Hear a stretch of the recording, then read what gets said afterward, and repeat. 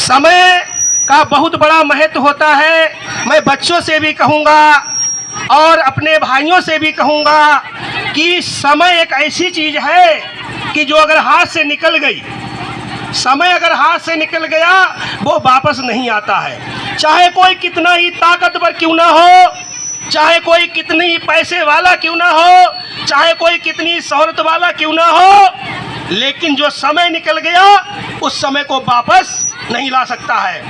इसीलिए हमें चाहे पढ़ाई करनी हो तो समय की कद्र करनी चाहिए। हमें कितना पढ़ना है, कितने बजे पढ़ना है। मैं बच्चों से कहूँगा कि पढ़ाई के लिए अपना एक निश्चित टाइम टेबल बनाएं कि मैं इतने बजे से इतने बजे तक पढ़ाई करूँगा और समय को कतई व्यर्थ ना गवाएं। क्योंकि अगर 5 साल का समय, अगर 5 साल के समय की अहमियत अगर आपको मालूम करनी हो तो उस विधायक से पूछो कि जिसने 5 साल तक मेहनत की और 5 वोटों से हार गया।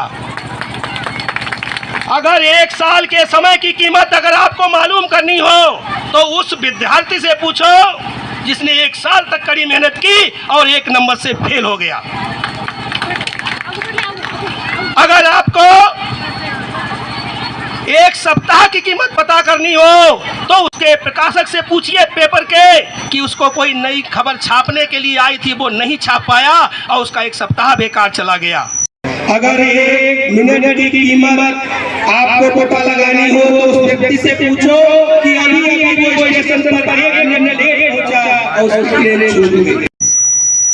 अगर 1 सेकेंड की कीमत अगर आपको पता करनी हो तो उस व्यक्ति से पूछो जो कि अभी एक सेकेंड पहले एक्सीडेंट होने से बाल बाल बचा अपनी सावधानी से, तो उससे पूछिए 1 सेकेंड की कीमत क्या होती है।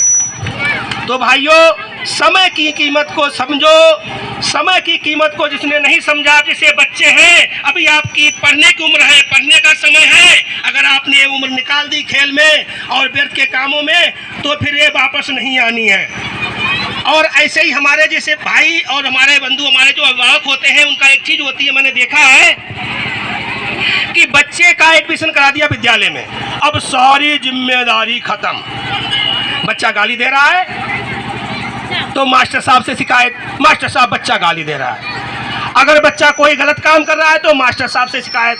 अरे मास्टर साहब की जिम्मेदारी केवल विद्यालय की है, विद्यालय आप भेजो, आराम से समय से भेजो, अपनी भी जिम्मेदारी निभाओ तो हमारे बच्चों का निर्माण हो। क्यों? यही हमारे भविष्य है, यही हमारे जो देश के होने वाले कल हैं, इन्हीं के ऊपर हमारे देश का सारा भार निर्भर है। तो इनको हम मजबूत बनाएंगे, अपनी जिम्मेदारी निभाएंगे, शिक्षक भी निभाएंगे, अभिभावक भी निभाएंगे और समय से उनको विद्यालय भेजेंगे। सब लोग समय की कद्र करेंगे। इसी के साथ मैं अपनी बात को समाप्त करता हूँ।